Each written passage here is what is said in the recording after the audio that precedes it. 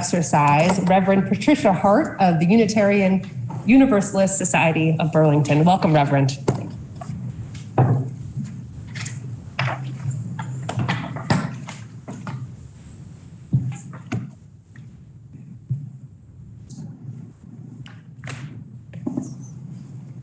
Good afternoon. Good afternoon. So far, I've managed to take my mask off without popping my hearing aids across. Honored to be here with you, and I bring greetings to all of you from the people of the First Unitarian Universalist Society of Burlington, whose religious home has been that red brick meeting house at the top of Church Street in Burlington for 206 years. I came to Vermont to serve that congregation not quite 3 years ago. And like I have during most of my ministerial career, I came to be with them as a transitional minister, to work with a congregation in an in-between time, in between ministers, in between changes in membership, changes in the community, changes in the world. We have certainly had quite a few of those over these last couple of years. We are in the in-between times still. We have learned a lot in this time of enormous change. Just one thing that this congregation I'm serving now has learned: for the very first time in their history, the heart, the essence of that congregation has not been the building, has not been the meeting house. The congregation has figured out that the center of the congregation can exist even when people are not physically able to be in the same place. And Zoom meetings actually work, and live streaming does too. And best of all, we can do lots and lots of things outside that we thought we had to be inside to do, but not. We can't see yet quite what comes next. But we're trying. We're trying to be awake to what's happening now and what's needed for our people and the city. What it means to be an open, radically welcoming congregation in the heart of Vermont's largest city. What does the city of Burlington need for us to be? And as I was thinking about all of this, I was imagining that that is your work as well. To be awake to what is most important in this in-between time when so much is changing, so much is needed, and so much is possible. I've served congregations in 8 states, and I figured out when I was preparing to talk to you that that means that I have visited as a minister state capitals in 8 states: Boston, Massachusetts; Providence, Rhode Island; Harrisburg, Pennsylvania; Charleston, West Virginia. That was exciting. Columbus, Ohio, and now Montpelier, Vermont. And the reason that I have visited those state capitals as a minister is because this is what we do. People of faith come to the seat of government to lift up issues of justice, to call for compassion and mercy, in the faith that together we can make a better, healthier, more equitable life for all people. This is actually kind of sacred work that we do together. And we do it because we have faith, enough faith in one another, in our good intentions and our sincerity and our love for our people. So if you would join me for a moment in prayer, in that spirit, each of you according to your own custom and tradition. Let our prayer today be a prayer for wisdom. Wisdom that we can know in ourselves and in working with each other, possibilities we hadn't imagined before. A prayer for courage. The courage to, as the amazing poet Amanda Gorman taught us, practice hope. Not just be hopeful, but practice hope in what we do. And a prayer for our ever deepening faith in ourselves, in our communities, in one another, in the people that we know and the strangers we have yet to meet. in the faith that we too are not alone, that we are held by all that is good, by our ancestors, by our faith too in those who come after us. In the name of all that is holy and in all the holy names, would you join me in saying Amen? Amen.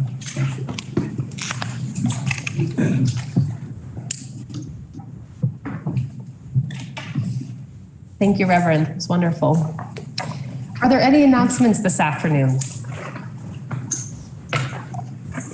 We will move to House bills for reference. We have on the calendar H744, an act relating to approval of an amendment to the Charter of the City of Burlington, introduced by the Committee on Government Operations in the House. It passed the House on April 8th. Please listen and, pursuant to the rules, you do, okay. Please listen to reading of H744. H744, an act relating to approval of an amendment to the Charter of the City of Burlington.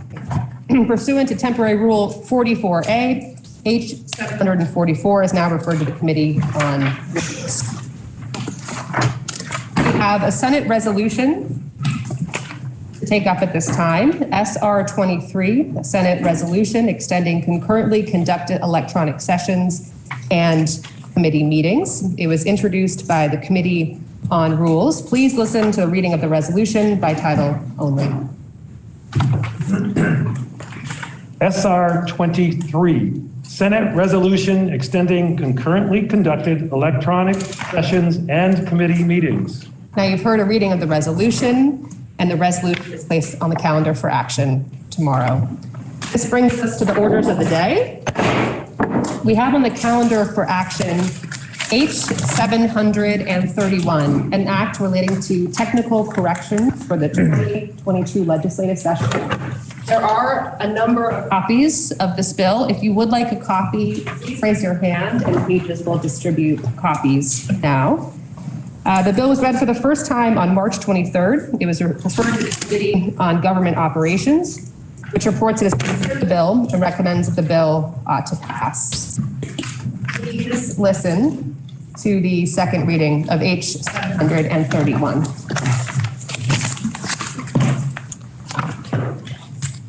H731, an act relating to technical corrections for the 2022 legislative session. The senator from Windsor, Senator Clarkson, is recognized for the report of the Committee on Government Operations. Thank you, Madam Speaker. Before my senators request a bill, I'll remind them that this is 431 pages long and it's a technical corrections bill. Unless you're having trouble sleeping at night, you might listen to this first before you request to come. H731 is the annual technical corrections bill from our Office of Legislative Counsel.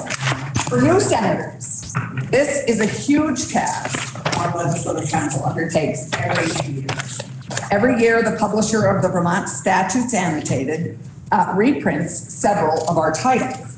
This year, Legislative Counsel focused on titles 4 through 8, Judiciary, Aeronautics and Surface Transportation, Agriculture, Alcoholic Beverages, Cannabis and Tobacco, and Banking and Insurance. Title 19, Highways, titles 20, 23, and 32, Tax and Finance, and 33, Human Services, are in volumes that are due to be replaced that were replaced in 2020 and 2021, or will be replaced in 2022, and are being reviewed for reprinting. H731 makes a lot of changes of a technical nature. It's a big bill, but appropriates nothing. It is 419 pages long and has 630 sections. The section by section summary alone is 32 pages long. While I know how much you'd love me to walk through every section of this essential but very dry bill, I'll give you some examples of what the 630 sections address. They entail correcting grammar and typographical errors, formatting lists, making changes for consistency and to conform to Vermont statutes annotated style, eliminating legalese and gendered pronouns, and removing language reflecting repealed provisions of Vermont law, correcting references, including cross-references to repealed or recodified laws, updating and correcting names of public entities and officers, and correcting terminology for administrative rulemaking. Last year, Ben Carvey, our new director of Legislative Council, shared her favorite correction. Oh, she said, that's a fun question when I asked her what her favorite fix was. I think I have to go with section 195 of last year's bill, specifically changing, quote, within 48 hours of notice thereof as aforesaid, to an actual description of what that notice refers to. In this chapter of Title 20, it refers to impounding animals. Jen says, it's very satisfying to turn impenetrable legalese into something more concrete that readers can understand. This year, I asked Anthea Dexter Cooper and Abby Shepard for their favorite fixes. And they have two I'm going to share with you now, although they listed several, but I'll spare you. Anthea's fun fix for this bill can be found in section 348, which substitutes commas for M dashes, which perpetually end up on our website as hyphens. At best, the hyphens look grammatically incorrect, but they also could create accidental confusion and ambiguity. Also, Anthea and Abby think a good example of an amusing fix is in section 433, which updates the description of the Capitol complex to use the proper name for the extension of Talos Street. Anybody know where that is? No, because it's now Governor Davis Avenue.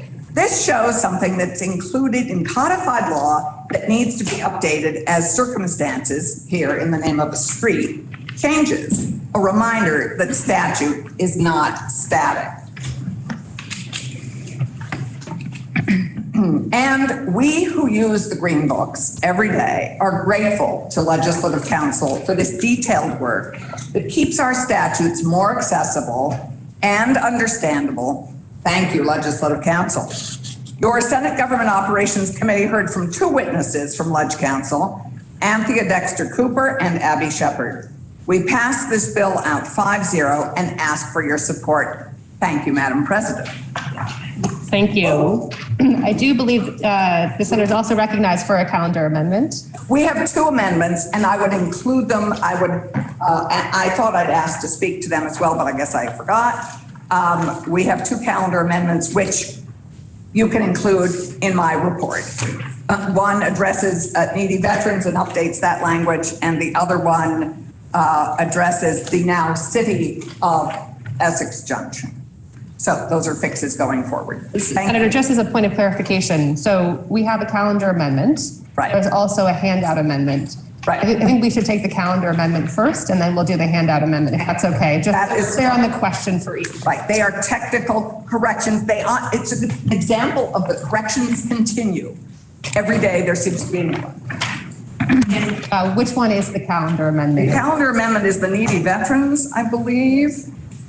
It is, yes, it is the amendment to section 381. So it's in your calendar on page 2455. Yes, it's 2455. So that is one technical correction, and the other one is handed out. We will begin. 2456 is, I believe it begins with 2455 and then 2456. Thanks. Yeah, but again, this is an amendment that simply changes, is a technical. So the first question is, shall the Senate propose to the House to amend the bill as recommended by the Senator from Windsor? This is related to the first amendment as is in the calendar. Are you ready for the question? All those in favor, please say aye. Aye. Those opposed, nay. Ayes have it, and you've amended the bill as recommended by the senator from Windsor. The second amendment is the one that has been handed out. Does everyone have a copy of that amendment? This amendment? Yes, this is another technical correction, and now that we have had the charter change in the creation of the city of Essex Junction, this simply corrects the 24 VSA, and you'll see it in section 432A under Chittenden, and it adds, because as you know in the statutes, it names every town or city in a county, and this just amends it to rename it the city of Essex Junction. The question is, shall the Senate propose the House to amend the bill as recommended by the senator from Windsor? Excuse me, the senator from Wyndham is recognized. Thank you. This might be one that would fit into the senator from Windsor's favorite changes, because what happened is that once the village of Essex Junction, which did exist in Chittenden County, became the city of Essex Junction, some of the residents of the city of Essex Junction got afraid that they were going to, and along with reapportionment, they got very nervous that they were going to be moved to Bennington County. So we just wanted to make it clear. Are you ready for the question? The senator from Chittenden is recognized. Well, thank you. May I inquire of the reporter? You may. So I'm looking at the list of the cities and towns in Chittenden County. And correct me if I'm not, I don't see Essex Town. Oh, Essex is right there. Thank you. You said it. Are you ready for the question? And the question is, shall the Senate propose the House to amend the bill as recommended by the senator from Windsor? All those in favor, please say aye. Aye. Those opposed, nay. The ayes have it, and you propose the House to amend the bill as recommended by the senator from Windsor. The question is, shall the bill be read the third time? Are you ready for the question? All those in favor, please say aye. Aye. Those opposed, nay. Ayes have it, and you've ordered third reading of H 731. We have on the calendar for action H 718, an act relating to approval of the dissolution of the Colchester Fire District Number 1. It was read for the first time on March 29th and referred to the Committee on Government Operations, which reports it has considered the bill and recommends the bill ought to pass. Please H 718. H 718, an act relating to approval of the dissolution of Colchester Fire District Number 1. The senator from Rutland, Senator Collmore, is recognized for the report of the Committee on Government Operations. Thank you, Madam President. Believe it or not, oftentimes in my life, I found myself on the short side. I bring that up because we've just had a bill that was 419 pages long. This bill is a single page. The bill approves the dissolution of Colchester Fire District Number 1 and the transfer of the fire district's assets and liabilities to the Champlain Water District that are known as the CWD. Colchester Fire District Number 1 and CWD executed an operating agreement on October 19th, 2020. The operating agreement ceased the fire district's operations and transferred the control of all of the assets, including the water system infrastructure, to CWD.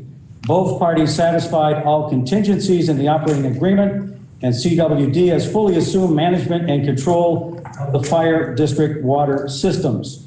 Although it was likely not necessary, the fire district did hold a vote prior to the execution of the operating agreement, and the voters of the district approved the agreement with CWD. The effective date of the bill is on passage. On the date the bill is effective, the fire district will cease to exist as a corporate or political entity. The committee heard from our legislative council, and our vote was 5-0-0, and we asked the body to concur. Thank you, Madam President. The question is, shall the bill be read the third time? Are you ready for the question? All those in favor, please say aye. Aye. Those opposed, nay. The ayes have it, and you've ordered third reading of H 715. This does conclude the orders of the day. The senator from Wyndham is recognized. Madam President, pending announcements, I move that the Senate stand in adjournment until Thursday, April 14th at 1 p.m. Wyndham has moved that subject to any announcements, the Senate do adjourn until Thursday, April 14th at 1 p.m. Are there any announcements this afternoon? The senator from Addison is recognized, and then we'll move to the senator from Bennington. Thank you, Madam President. Senate Natural Resources and Energy will meet tomorrow morning at 8:30 a.m. The senator from Bennington is recognized. Thank you, Madam President. Senate Education will meet 15 minutes after the fall of the gavel.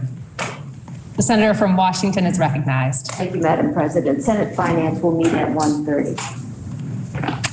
The senator from Washington is, or senator from Wyndham, the senior senator from Wyndham is recognized. Thank you, Madam President. That's okay, because we were thinking of moving Tuckney to Washington. The Senate Government Operations will meet 10 minutes after the fall of the gavel. And the senator from Windsor is recognized. Thank you, Madam President. The Institutions Committee will meet at 1:35. Are there any additional announcements? The senator from Windsor is recognized. Thank you, Madam President. First, it's great to have you back in the podium. We're glad you're healthy and well again. Thank you. Second, we have a very special day today. Today, the Wizard of the Senate, our Secretary of the Senate, is celebrating a birthday. And he celebrates it on an auspicious day in history for numbers of reasons, and there are a couple of births and deaths he shares. I'm going to be brief, don't worry. But I know how much he loves this part of our calendar. So today, in 1742, Handel's Messiah had its premiere in Dublin. And you think, oh, it's a Christmas oratorio, but actually, it's got a huge number of sections for Easter. So it was perfect that it premiered on your birthday in 1742. In 1861, Fort Sumter surrendered to the Confederate forces. And in 1984, Sidney Poitier became the first African-American to win an Oscar for the 1963 film Lilies of the Field. So 3 very different things in history, but all ones we know and honor and share with your birthday. And on this day, some very interesting heroes and villains, statesmen and criminals alike. Sometimes you are both, Mr. Secretary, celebrate your birthday. So in 1570, Guy Fawkes, for anyone who's lived in England, who was the chief architect of the gunpowder plot, was born. And in 1743, Thomas Jefferson, you share a birthday with our esteemed third president of the United States. Also, in 1866, Butch Cassidy was born, one of our wild and notorious criminals. And in 1605, Boris Godunov, the Tsar of Russia, died. We celebrate you, Mr. Secretary. We are grateful for you. Sometimes you're a villain and sometimes you're a hero, but you run us like a mean machine. Thank you so much and happy birthday.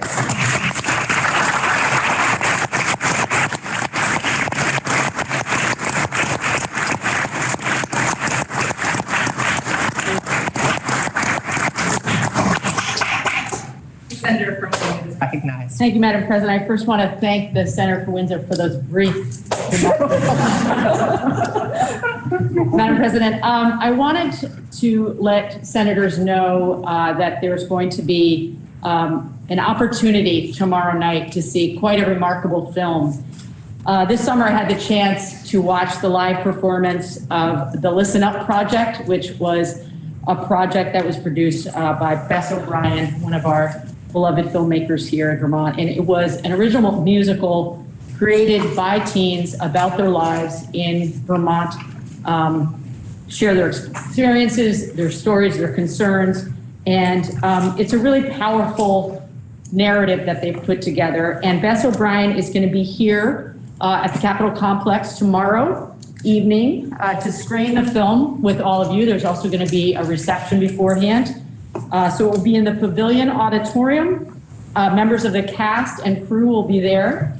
And a reception with food and wine will begin at 5 p.m., screening beginning at 5:30 and 5:45, somewhere around there. I understand that there may be conflicts in the evening with other meetings, but if people can go over and certainly meet Bess O'Brien and some of the students who performed, I think it would mean a lot to them. Thank you, Madam President. Are there any additional announcements? The senator from Chittenden is recognized. Thank you, Madam President. I just wanted to pause, and while we don't always have the opportunity to acknowledge every death that occurs in Vermont, I wanted to acknowledge that there was a murder yesterday in Vermont of someone known to friends and colleagues of Fern Feather as a trans Vermonter.